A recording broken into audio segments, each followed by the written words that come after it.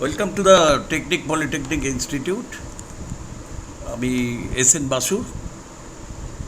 আজকে আমরা এই ইঞ্জিনিয়ারিং মেকানিক্স অর্থাৎ বলবিদ্যা যেটা তার গুরুত্বপূর্ণ বিষয় নিয়ে আমরা আজকে আলোচনা করব। তারপরে আমরা কিছু কোশ্চেন্স, প্রবাবল কোশ্চেন্স যেগুলো পরীক্ষায় আসতে পারে তোমাদের, সেগুলো আমরা ডিসকাস করব, যাতে করে আসন্ন যে পরীক্ষা আছে তাতে তোমরা সাকসেসফুল হও। আজকে আমরা যেটা পড়াবো সেটা খুবই জরুরি একটা চ্যাপ্টার। সেটা হচ্ছে সেন্টার অফ মাস, ভরকেন্দ্র, সেন্টার অফ গ্র্যাভিটি, ভারকেন্দ্র এবং সেন্ট্রয়েড। এই তিনটে নিয়ে আমরা ডিসকাস করব। আগে একটুখানি আমি বলে নিই, তারপরে আমরা কোশ্চেন, সেকেন্ড পার্টে কোশ্চেনগুলো আমরা সলভ করব। ঠিক আছে? আচ্ছা, তো তোমরা আশা করব একটু মন দিয়ে এগুলো শুনবে। একবার শুনলেই কিন্তু তোমরা বুঝতে পারবে যে এই জিনিসগুলো কী। যেমন সেন্টার অফ মাস, ভর কেন্দ্র, একটা ভর মানে মাস। ভরকেন্দ্র হলো একটি কাল্পনিক বিন্দু কোনো বস্তুর। ভরকেন্দ্র হলো কাল্পনিক বিন্দু যেখানে কোনো বস্তুর সব পুরো ভরটা কেন্দ্রীভূত হয়। ঠিক আছে? ভরকেন্দ্র সর্বদা একটা নির্দিষ্ট এবং স্থির বিন্দু, এটা কিন্তু চেঞ্জ করে না। ঠিক আছে? তুমি যেখানেই নিয়ে যাও বস্তুটাকে, এটা চেঞ্জ করবে না। এটা হচ্ছে ভরকেন্দ্র, এটা হচ্ছে সেন্টার অফ মাস অর ভরকেন্দ্র। এবার centre of gravity, centre of gravity মানে ভার কেন্দ্র। যেহেতু ভার বলছি সেহেতু ওজনের ব্যাপার চলে আসছে। যেহেতু ভার বলছি সেটা আমরা একটা ওজনের ব্যাপার চলে আসছে। আমরা জানি W=m×g, ওয়েট। W হচ্ছে ওয়েট, M হচ্ছে মাস, G হচ্ছে অভিকর্ষজ ত্বরণ এক স্থানের। সুতরাং আমরা এটা বুঝতে পারছি ভারকেন্দ্র কিন্তু আমি বস্তুটাকে কোথায় রেখেছি তার উপরে ডিপেন্ড করবে। তার মানে আমাদের এইখানে যদি আমরা মাস, সেন্টার অফ মাস আর সেন্টার অফ গ্র্যাভিটি বলি একই বিন্দুতে, কিন্তু আমরা যদি কোনো বস্তুকে পাহাড়ের উপরে নিয়ে যাই তাহলে কিন্তু এক বিন্দুতে থাকবে না, কারণ এখানে অভিকর্ষজ ত্বরণের একটা ব্যাপার, অভিকর্ষের একটা ব্যাপার আছে। কোনো বস্তুর প্রতিটি কণার উপর ক্রিয়াশীল মাধ্যাকর্ষণ বলে লব্ধি মানে রেজাল্টেন্ট। ওই বস্তু যে বিন্দু দিয়ে যায় তাকেই বা সেই বিন্দুকেই ওই বস্তুর ভারকেন্দ্র বলা হয়। ঠিক আছে? মানে যেগুলো শারীরিক গঠন আছে, ওজন আছে, মানে সলিড, বল, রড, একটা ইট, ব্রিক আর কি, এখানে আমরা এই ভারকেন্দ্র কথাটি ব্যবহার করব। ইত্যাদির ক্ষেত্রে এটা ভারকেন্দ্র হবে, ভরকেন্দ্র না, এটা ভারকেন্দ্র কথাটি ব্যবহার করা হয়। আচ্ছা, এবার সেন্ট্রয়েড হচ্ছে, আমরা তো ধরো দেখেছি পাতলা একটা কাগজের শিট, হ্যাঁ, যেসব বস্তু শুধু ক্ষেত্রফল আছে মানে এর থিকনেস নেই, এটাকে বলে ল্যামিনা। আমরা বলি ল্যামিনা একটা ইংলিশ টার্ম, ল্যামিনা বলি। যেসব বস্তুর ক্ষেত্রে শুধু ক্ষেত্রফল আছে সেসব বস্তুর ক্ষেত্রে আমরা সেটাকে বলি সেন্ট্রয়েড হলো ল্যামিনার অবজেক্টের জ্যামিতিক কেন্দ্র। ঠিক আছে? মানে আমি সিজি যদি বলি, সেন্টার অফ গ্র্যাভিটি বলি, সেই সেন্টার অফ গ্র্যাভিটি, কিন্তু এখানে সেন্ট্রয়েড আমরা টার্মটা ইউজ করব, নয়তো আমাদের গুলিয়ে যাবে। সেন্টার অফ গ্র্যাভিটি আর সলিড বডি আর প্লেন এরিয়া, এই দুটো কিন্তু আমাদের কনফিউজ হয়ে যাবে। সেই জন্য আমরা এটাকে সেন্ট্রয়েড বলছি। সেন্ট্রয়েড হলো ল্যামিনার অবজেক্টের জ্যামিতিক কেন্দ্র, অর্থাৎ ল্যামিনার উপাদানের মধ্যে বা বাইরে অবস্থিত এমন একটি বিন্দু, সেটা উপাদানের মধ্যেও হতে পারে, বাইরেও হতে পারে, যেখানে ল্যামিনার সমস্ত ক্ষেত্রফল কেন্দ্রীভূত আছে, আমরা সেটাকে বলি সেন্ট্রয়েড। ঠিক আছে? তাহলে সেন্টার অফ মাস হলো যেখানে মাসটা কেন্দ্রীভূত আছে, ভরটা কেন্দ্রীভূত আছে। সেন্টার অফ গ্র্যাভিটি হলো যেখানে ভারটা কেন্দ্রীভূত আছে।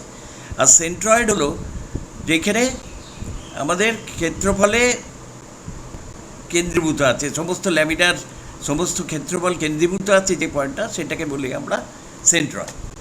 আচ্ছা, তাহলে আমাদের খুব দুটো ইম্পর্টেন্ট জিনিস মনে রাখতে হবে। কোনো বস্তুর ভরকেন্দ্র আর ভারকেন্দ্র সর্বক্ষেত্রে একটিই হবে এমন ধারণা করা ঠিক নয়। যেমন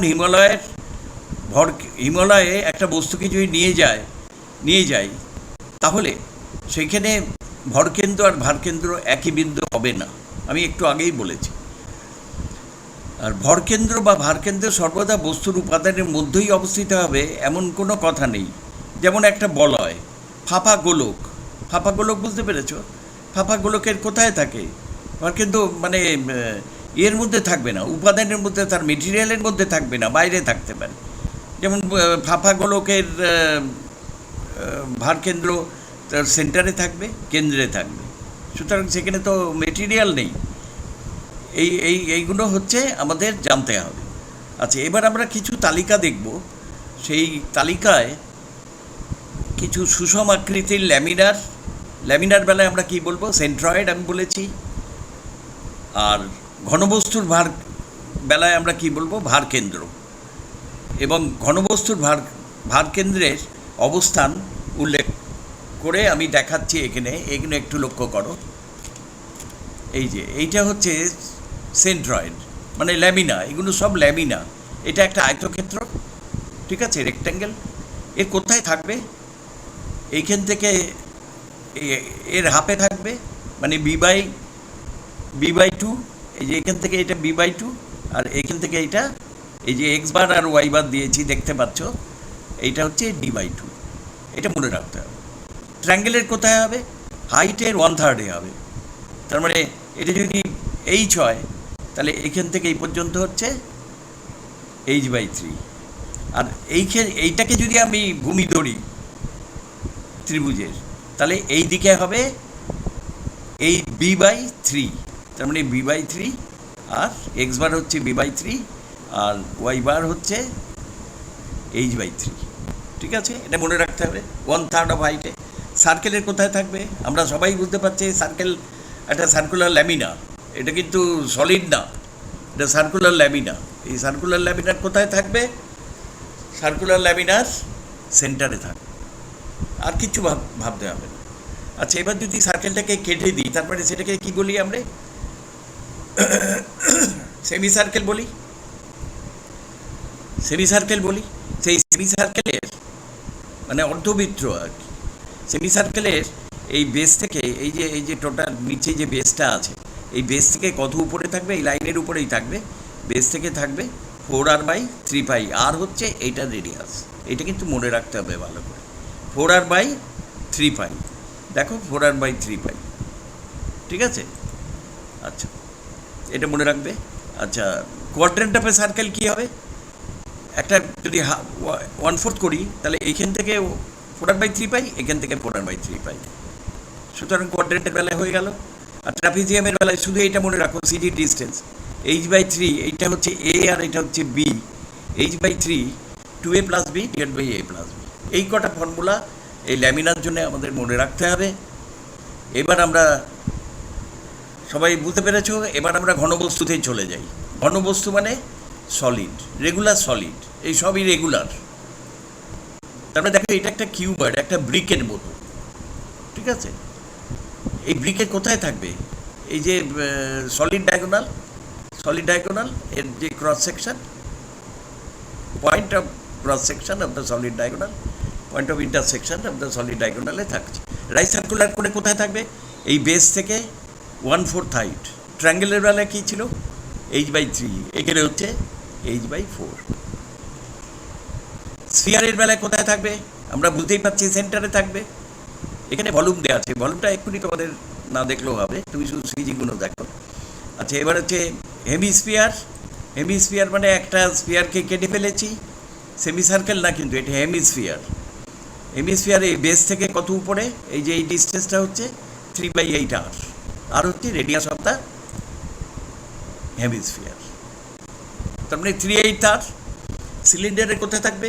হাইটের হাফে থাকবে H/2, আর পিরামিডের বেলায় পিরামিড হচ্ছে কোণের মতোই, এখানে h/4 থাকবে।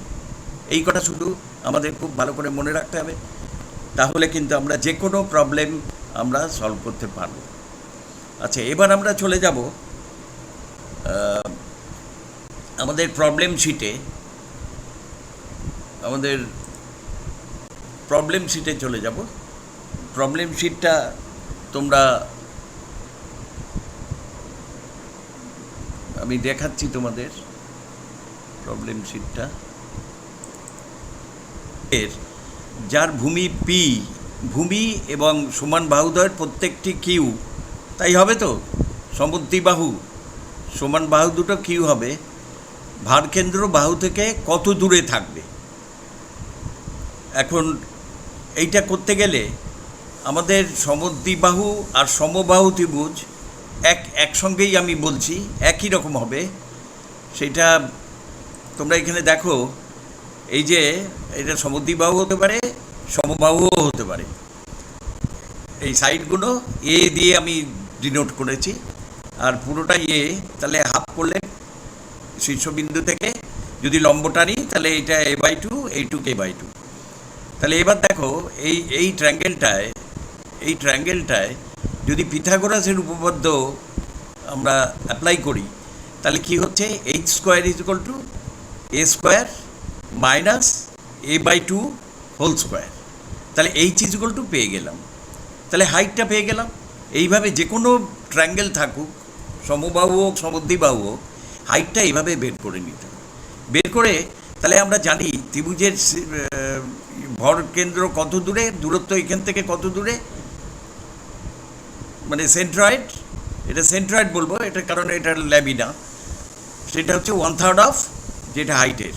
তাহলে এইখানে যে প্রশ্নটা 1 নম্বরের প্রশ্ন, সেই 1 নম্বরের প্রশ্নের উত্তর হবে, তোমরা করে দেখবে, answer is a, 1A, right, 1A। এবার 2 নম্বরে চলে যাই। একই রকম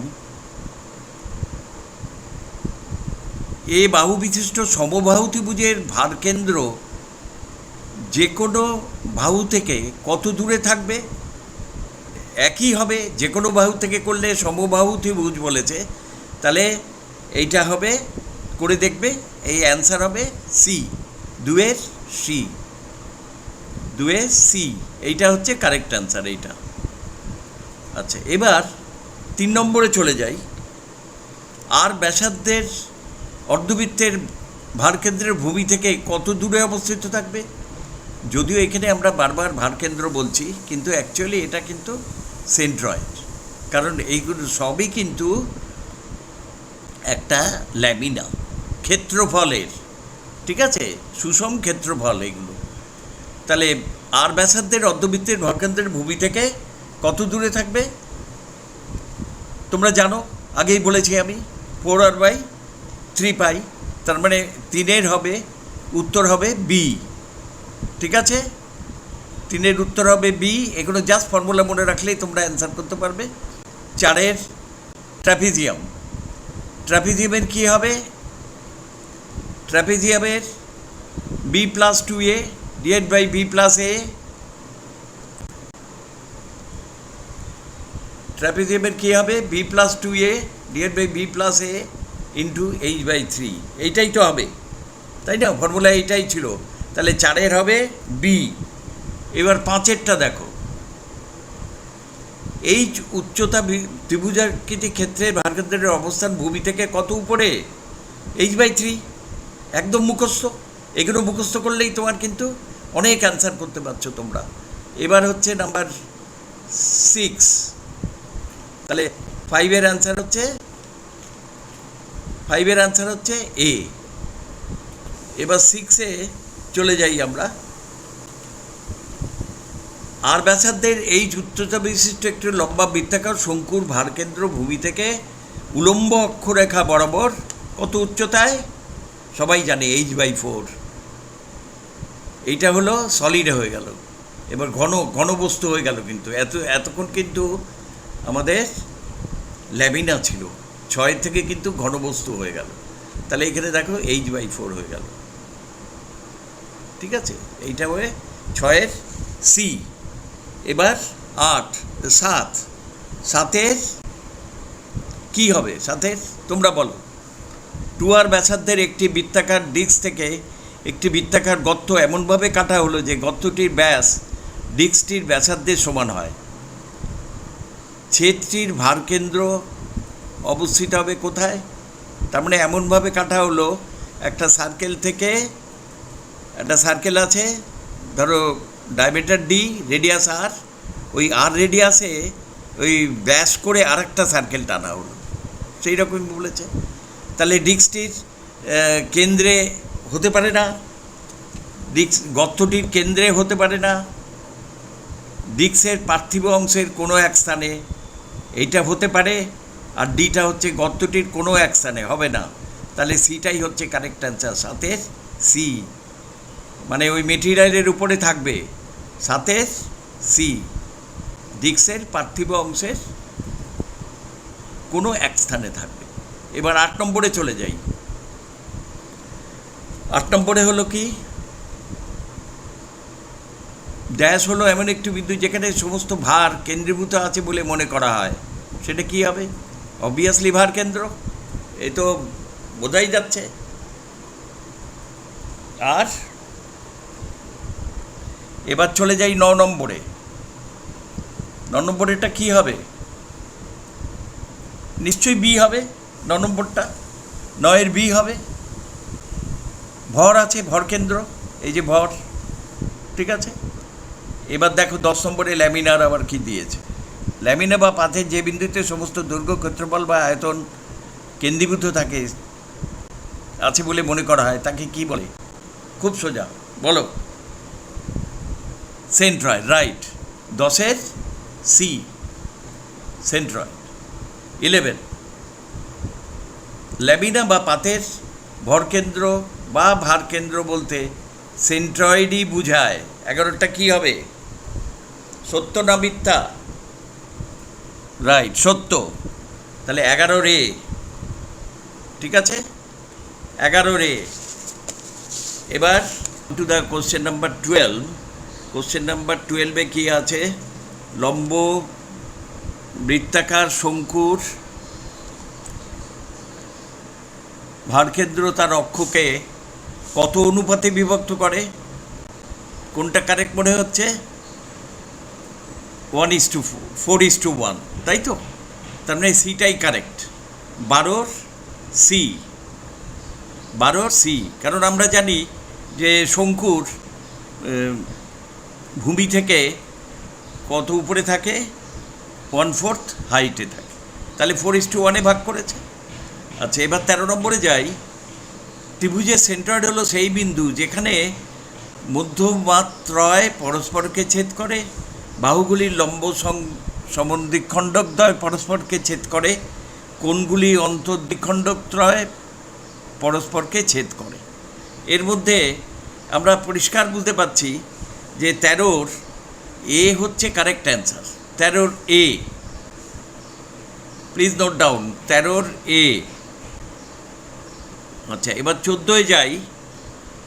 14-এ এক্স অক্ষের সাপেক্ষে ক্ষেত্রফলের প্রথম ভ্রামক হলো, ভ্রামক মানে মোমেন্ট, এক্স অক্ষের সাপেক্ষে ক্ষেত্রফলের প্রথম ভ্রামক হলো এক্স অক্ষের সাপেক্ষে করতে গেলে ওয়াই ব্যাপারটা আসবে, ঠিক আছে।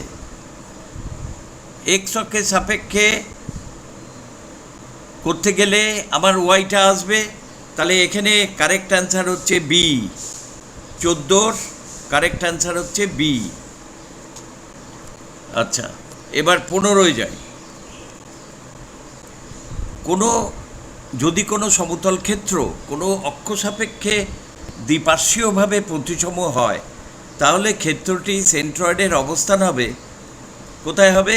ওই অক্ষের উপরেই হবে, মানে সিমেট্রিক্যাল হবে যেই অ্যাক্সিসে, তার ওপরেই কিন্তু সেন্ট্রয়েড থাকবে। এটা মনে রাখতে হবে। যে অ্যাক্সিসে যে কোনো figure, if any figure is symmetrical about any Axis, the centroid will lie on that Axis. এটা কোনো সময় ভুলবে না। এবার 16 নম্বরে যাচ্ছি আমরা। নিচের কোন বিবৃতি সত্য? একটি অসম আকৃতির বস্তুর একের বেশি ভারকেন্দ্র থাকে। ভালো করে পড়তে হবে। ত্রিভুজের ভারকেন্দ্র দুটি মধ্যমার ছেদবিন্দুতে অবস্থিত হয়। ত্রিভুজের ভারকেন্দ্র তার বাহুগুলির লম্ব সমদ্বিখণ্ডকে ছেদবিন্দুতে অবস্থিত হয়। উপরোক্ত সবগুলিই সত্য। না, আমাদের কারেক্ট অ্যান্সার হচ্ছে এই কারেক্ট অ্যান্সার হচ্ছে বি। ত্রিভুজের ভারকেন্দ্র দুটি মধ্যমার ছেদবিন্দুতে অবস্থিত হবে। 16 হয়ে গেল। এবার 17 যায়। কোনো বস্তুর ভরকেন্দ্র সর্বদা স্থির বিন্দু। সত্য না মিথ্যে? সবাই জানে এটা সত্য। কারেক্ট, সত্য। কারণ এক একটা প্রশ্নে তুমি 1 মিনিটের বেশি সময় দিতে পারবে না, সুতরাং এইখানে তোমার সময়ই লাগছে না। কোনো বস্তুর ভরকেন্দ্র সর্বদা স্থির বিন্দু, এটা সবাই জানে। এইটা হচ্ছে 17-র, তাহলে এইটা হচ্ছে কারেক্ট অ্যান্সার। এবার 18-এ যাই। কোনো বস্তুর ভারকেন্দ্র একাধিক হওয়া সম্ভব। কি হবে এটা? একাধিক কোনো মতেই হতে পারে না। কোনো বস্তুর ভারকেন্দ্র একটাই হবে। সেটা তার মানে এইটা মিথ্যা। এটা 18-র বি হচ্ছে কারেক্ট অ্যান্সার। এবার 19-এ যাই।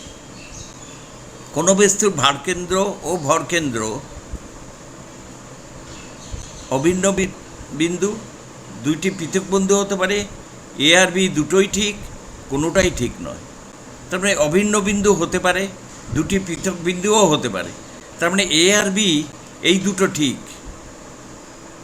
তার মানে 19-এর আমাদের সি হচ্ছে কারেক্ট অ্যান্সার। ঠিক আছে, এ পর্যন্ত। এবার 20 নম্বর প্রশ্নে যাই আমরা। বৃত্তের ভরকেন্দ্র অবস্থিত হয়, সবাই জানে, কেন্দ্রে। এতে সময় লাগে না এগুলো অ্যান্সার করতে। আচ্ছা, ফাঁপা গোলক এবং নিরেট গোলক উভয়েরই ভরকেন্দ্র তাদের কেন্দ্রে অবস্থিত হয়। সত্য, কেন্দ্রেই হবে। ঠিক আছে।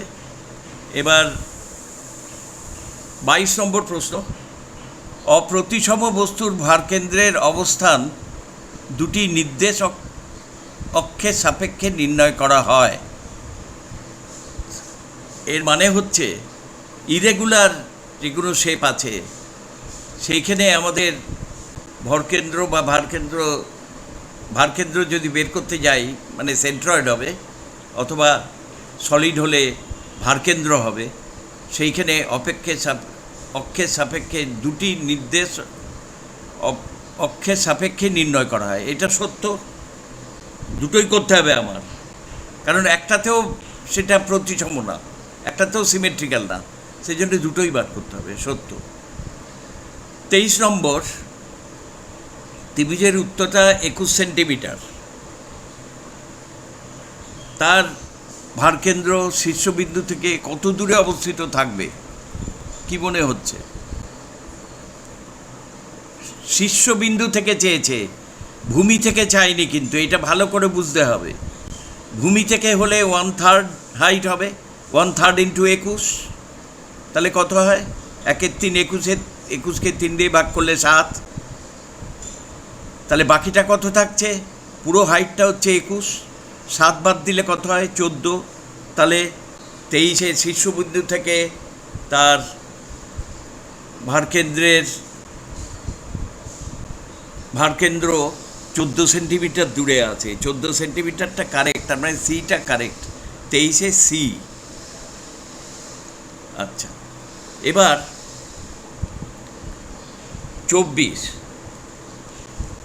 নিচের চিত্রটির ট্রাপিজিয়ামটির ভরকেন্দ্র অবস্থান এবি থেকে কত দূরে? এখানে 1 মিনিটও লাগবে না। তুমি ওই ফর্মুলা যেটা আছে 2a + b / a + b × h/3, ওইটাই বসালেই তুমি পেয়ে যাবে। সেটা হচ্ছে তুমি পাবে, দেখো, এই সি, 24-এর সি। ঠিক আছে, 24-এর সি। এবার 25। একটি গোলকের ব্যাস 16/3 সেন্টিমিটার। ব্যাস, ব্যাস মানে ডায়ামিটার, ব্যাস মানে ডায়ামিটার 16 সেমি। তাহলে এর ব্যাসার্ধ কত? তার অর্ধেক কত হবে? ইন্টু হাফ, তাহলে কত হবে? 8/3। ব্যাসার্ধ 8/3। এই গোলকের থেকে কেটে নেওয়া অর্ধগোলকের ভারকেন্দ্র ভূমি হতে তার উলম্ব ব্যাসার্ধের বরাবর, উলম্ব ব্যাসার্ধ মানে ভার্টিক্যাল অ্যাক্সিস, কত উচ্চতায় থাকবে। তার মানে আমরা জানি 3/8 3/8 ইন্টু ব্যাসার্ধ। তাহলে 3/8 ইন্টু ব্যাসার্ধ যদি করি তাহলে কত হবে ভাবো? এটা 8/3 হয়েছে ব্যাসার্ধ, তাহলে 3/8 ইন্টু 8/3 1, তার মানে 25-এর উত্তর হচ্ছে ডি। 25-এর উত্তর হচ্ছে ডি। ঠিক আছে, এবার 26-এ যাই। 26-এ একটি শঙ্কুর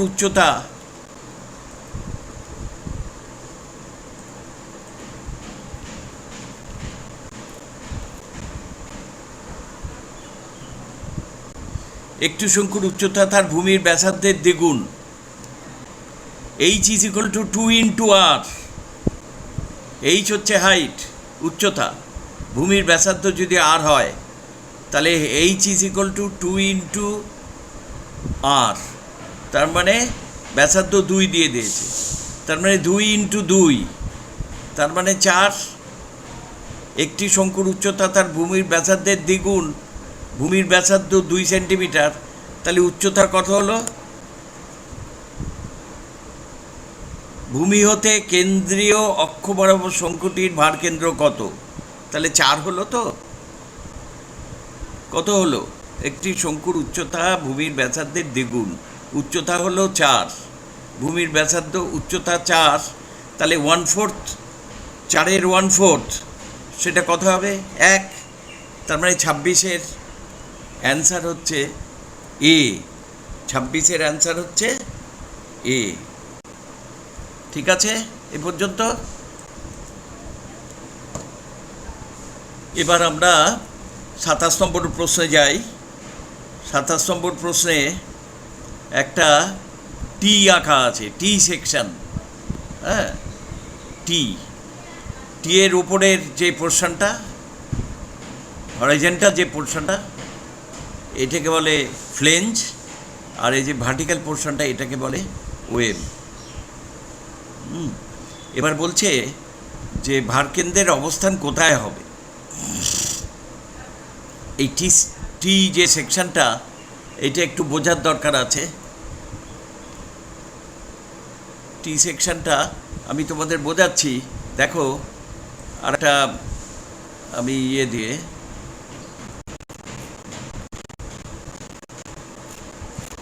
এই যে টি সেকশন, আমরা সেন্ট্রয়েড বের করছি টি সেকশনের। এই টি সেকশনটা আমরা দেখতে পাচ্ছি ওয়াই অক্ষ বরাবর ত্রিপ্রতিসম, মানে সিমেট্রিক্যাল। ওয়াই অক্ষ বরাবর সিমেট্রিক্যাল, তার মানে কোনো এক্স কিছু নেই।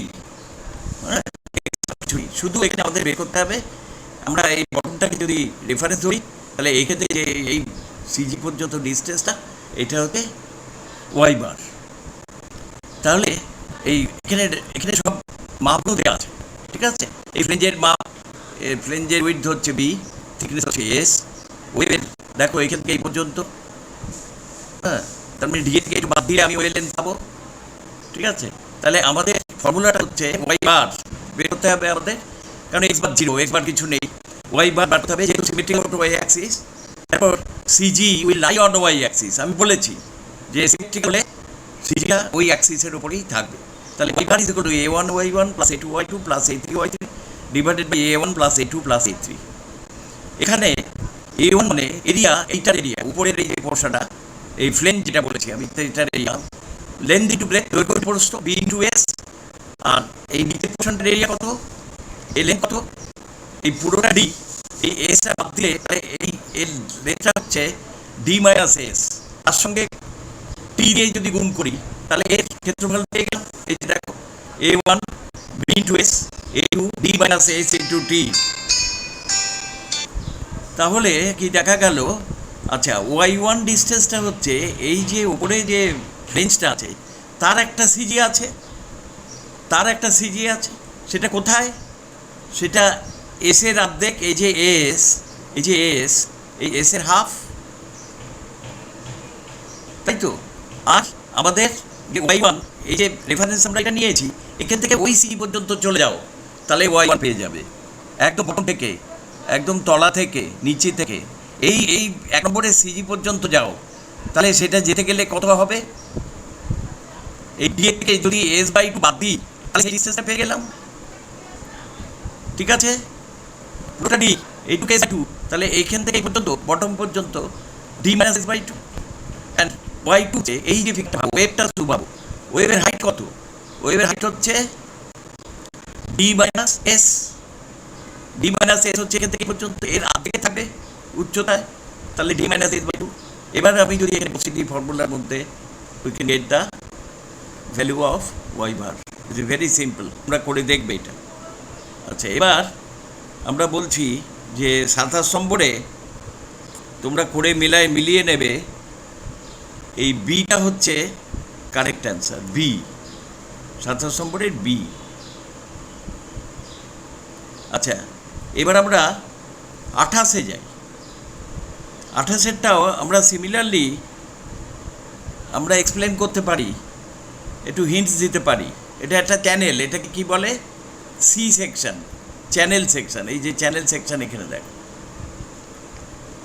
এই যে চ্যানেল সেকশন, এটা কোন অ্যাক্সিসে ভাগ করলে দুটো সমান ভাগে ভাগ হবে? এইখান থেকে ভাগ করলে, এক্স অ্যাক্সিসে ভাগ করলে দুটো সমান ভাগে ভাগ হবে।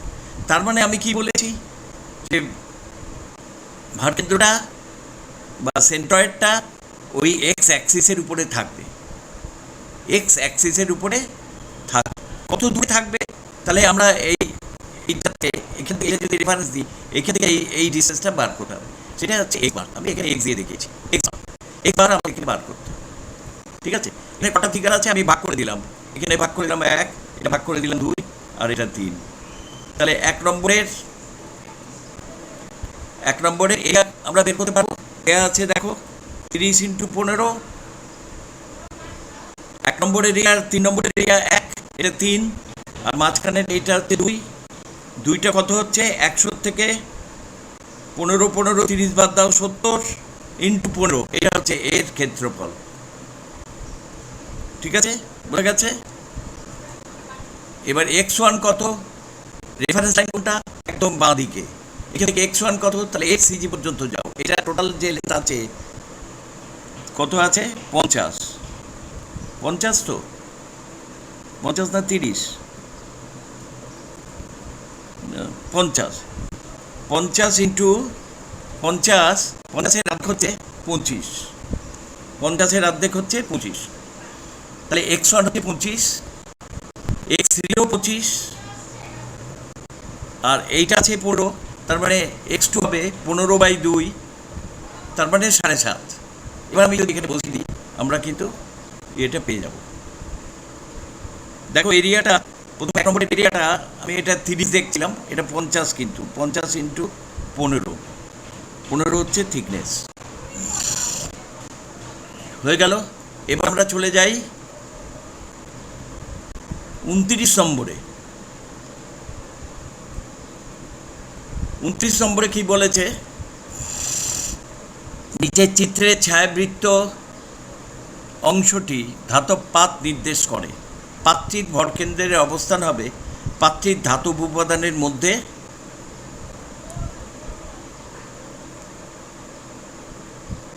অর্ধবৃত্তাকার ফাঁকা অংশের মধ্যে, ট্রাপিজিয়াম আকৃতির বাইরে অন্য কোনো স্থানে, আর একটা বলছে এর বিন্দুতে। এইটা ফাঁকা অংশের মধ্যে হতে পারে না, এইটা ধাতব যে উপাদান আছে এর মধ্যে কোথাও হবে। ঠিক আছে, এখানে আমার এক্স ওয়াই দুটোই বার করতে হবে, তাহলে কিন্তু আমরা এটা পেয়ে যাব। তাহলে উত্তর হবে এ, পাত্রীর ধাতব উপাদানের মধ্যে। ঠিক আছে, তোমরা করে দেখতে পারো, যে কোনো একটা এই ডাইমেনশন নিয়ে এটাকে তোমরা ইয়ে করে দেখতে পারো। এইটা এই ধাতব উপাদানের মধ্যেই তার ভরকেন্দ্র থাকবে। এবার চলে যাই আমরা 30-এ। একটি ফাঁপা গোলককে পৃথিবীর কেন্দ্রে নিয়ে যাওয়া হলো। সেখানে তার ভার কেন্দ্রের অবস্থান হবে গোলকের কেন্দ্রে, গোলকের পৃষ্ঠের কোনো এক স্থানে, গোলকের পৃষ্ঠের বাইরে কোনো এক স্থানে। ভূকেন্দ্রে ভার কেন্দ্রের অস্তিত্ব থাকে না, এইটাই ঠিক। ভূকেন্দ্রে ভার কেন্দ্রের অবস্থা থাকে না, এখানে গ্র্যাভিটেশন নেই। সুতরাং 30-এর ডি হবে উত্তর। এবার আমরা 31-এ যাব। 31-এ বলেছে M, 2M, 3M, 4M ভরগুলি, এখানে মাস, এগুলো মাস 10 সেন্টিমিটার বাহু বিশিষ্ট বর্গ কোণায় রাখা আছে। বস্তু কণা সমষ্টির ভার কেন্দ্র নির্ণয় করতে হবে। কি হতে পারে? 4টে অপশন দেওয়া আছে। এবার আমরা দেখি, এইটা আমরা একটু স্টাডি করি। এই যে এইটা M, 2M, 3M, 4M, এটা ওয়াই অ্যাক্সিস, এটা এক্স অ্যাক্সিস। তাহলে আমি যদি আমাদের এক্স বার ওয়াই দুটো বার করি, তাহলে দেখো এক্স বার যখন বার করছি, A1 x1 ওর মাস হলে মাস হবে M1 x1 plus M2 x2 plus M3 x3 plus M4 x4, এর M1 plus M2 plus M3 plus M4। তাহলে M ইন্টু কত হবে? 0, x1 এই অ্যাক্সিসের উপরেই আছে, তাহলে 0। 2M ইন্টু কত হবে?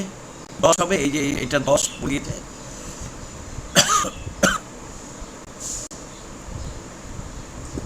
তারপরে এই 2M ইন্টু 10 বললাম। 3M ইন্টু এটাও 10 ওয়াই অ্যাক্সিসের সাপেক্ষে 10, আর 4M ইন্টু 0, কারণ এটা ওয়াই অ্যাক্সিসের উপরে আছে। Extra x4 0। এবার দেখো ওয়াই বারে কী হবে? M1 A1, M1 Y1, M1 Y1 plus M2 Y2, এইভাবে যাবে। M1 Y1 এটা এক্স, এটা তোমার ইয়েতে আছে, সে অরিজিনে আছে, তাহলে এখানেও 0। 2M এক্স অ্যাক্সিসের উপরে আছে, এটাও 0। 3Mটা কত? এত ডিস্টেন্সটা হচ্ছে 10, তাহলে 3M ইন্টু 10। আর 4Mটা কত?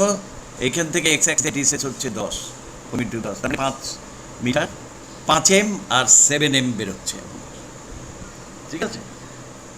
তাহলে সেখানে 5 সেন্টিমিটার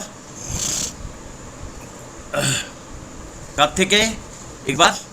তারপর এখানে যাই আমরা, এখানে দেখো এবি থেকে 7 সেন্টিমিটার আর এডি থেকে 5 সেন্টিমিটার হয়ে গেল। তাহলে এ হচ্ছে কারেক্ট অ্যান্সার, 31-এর এ। এবার আমরা চলে যাই 32। এটা রিপিট আছে কোশ্চেনটা। একটি অর্ধগোলকের ভরকেন্দ্র উলম্ব ব্যাসার্ধের বরাবর কত উচ্চতায় অবস্থিত হবে যদি তার ব্যাস 16 সেন্টিমিটার হয়? ব্যাস 16 মানে ব্যাসার্ধ 8-3, তাহলে 8-3 ইন্টু 3/8 কত হয়? 1। তাহলে 32-এর উত্তর হচ্ছে 1। এটা রিপিট আছে প্রশ্নটা, আগেও আছে প্রশ্নটা। 33-এর ত্রিভুজের মধ্যমাত্রতায় যে বিন্দুতে ছেদ করে তাকে বলে ত্রিভুজের কি বলে? ভরকেন্দ্র। কি বলে? ভরকেন্দ্র। আচ্ছা, এবার দেখো 34-এরটা বলেছে একটা ট্র্যাপিজিয়ামের ফর্মুলা বসাও, তুমি উত্তর পেয়ে যাবে। ট্র্যাপিজিয়ামের ফর্মুলা বসাও। এইখানে কি ফর্মুলা? ওই যা বলেছিলাম, 2a plus B divided by a plus B into h/3 এখানে বললেই তুমি এটা পেয়ে যাবে। ঠিক আছে, এই গেল আমাদের 35-এরটা, না এটা কল 34। 35-এরটা বলছে বৃত্তের ভারকেন্দ্র তার ড্যাশে অবস্থিত, কেন্দ্রের পরিধিতে পরিধির বাইরে কোনো স্থানে কোনো নির্দিষ্ট ব্যাসার্ধের উপরে। এটা কি হবে? আচ্ছা, আমি এই অ্যান্সারটা বলিনি তোমাদের। 34-এরটা ডি হবে, করে দেখবে ডি। আর 35-এরটা তোমার কেন্দ্রেই হবে, এটা এ হবে উত্তর।